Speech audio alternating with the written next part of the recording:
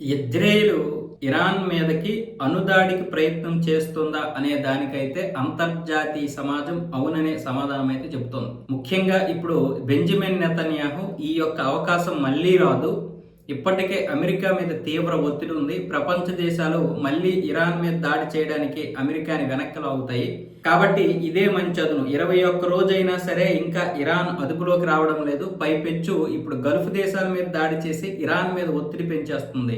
వాస్తవానికి ఇలాంటి దాడి జరగకుండానే ఇరాన్ని కైవసం చేసుకోవాలి, తమ దారికి తెచ్చుకోవాలని అమెరికా, ఇజ్రాయెల్ అనుకున్నాయి. కానీ పరిస్థితి అలా లేదు. చివరికి అది F-35 యుద్ధ విమానాలను కూడా పసిగట్టేసేటటువంటి పరిస్థితికి వచ్చేసింది.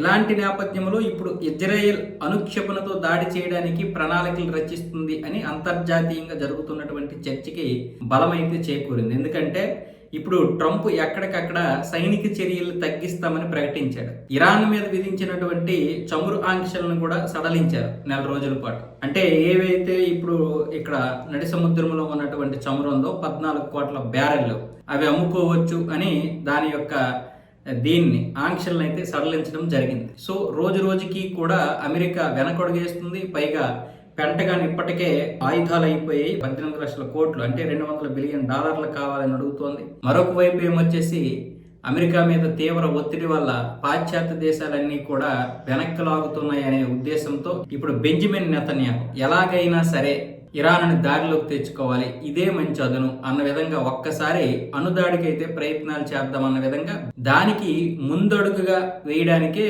మొన్న ఇరాన్ మీద జరిగినటువంటి దాడి, ఆ క్షేత్రం ఏదైతే ఉందో సౌత్ పార్స్, ఈ సౌత్ పార్స్ క్షేత్రం మీద జరిగినటువంటి దాడి ఏంటంటే అందుకే అణుదాడి జరిగితే ఎలా ఉంటది, అణుదాడి కంటే ముందు దీని మీద దాడి చేస్తే ప్రపంచం యొక్క రియాక్షన్ ఎలా ఉంటదని తెలుసుకోవడానికే ఇజ్రాయెల్ దాడి చేసింది. ఇప్పుడు అణుదాడి చేసినా సరే ప్రపంచాన్ని ఎదుర్కోవడానికి అవకాశం ఉంటుంది. ముఖ్యంగా ఇస్ఫహాన్తో పాటు చాలా అణ్వాయుధాలు ఉన్నటువంటి క్షేత్రాలు ఏవి కూడా పాడవలేదు. ఇప్పుడు ఇజ్రాయెల్ కావచ్చు, అమెరికా కూడా బయటికి చెబుతున్నాయి మొత్తం ఇక అణ్వాయుధాలకు సంబంధించి మొత్తం నాశనం అయిపోయింది అని బయటికైతే చెప్తున్నాయి. కానీ ఇరాన్ మాత్రం అలాంటిది ఏమీ లేదు అన్న విధంగానే ఉంది. వాళ్ళ యొక్క ఆ యురేనియం ఏదైతే ఉందో అది ఆ శుద్ధి చేసినటువంటి యురేనియం క్షేమంగానే ఉంది, శుద్ధి చేయింది కూడా అలాగే ఉంది, ఈ సెంట్రిఫ్యూజులు కూడా బాగానే ఉన్నాయి అన్న విధంగా ఇప్పుడు అమెరికా అయితే స్పష్టంగా చెబుతుంది. అందుకే ఇప్పుడు ఒకవేళ అణుదాడికి గనక ఇజ్రాయెల్ ప్రయత్నాలు చేస్తే అది భీకరమైనటువంటి యుద్ధంగా మారిపోద్ది.